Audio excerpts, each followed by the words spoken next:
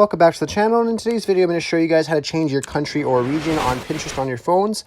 Really easy and simple to do. So all you have to do is just head over to the Pinterest application and open that up.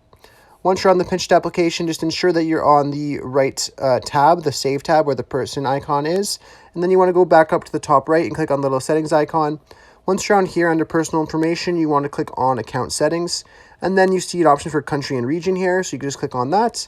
And then you can adjust the country and region that you want to choose. It's also important to note that Pinterest does use the language selected in your device settings. So if you need to change the language on this, you have to go to your actual iOS device settings because Pinterest just takes from there and uses that setting. Otherwise, this is how you change your country and region on Pinterest. I hope I was able to help you guys out. If it was helpful, be sure to leave a like and subscribe for more tutorials. Thanks for watching.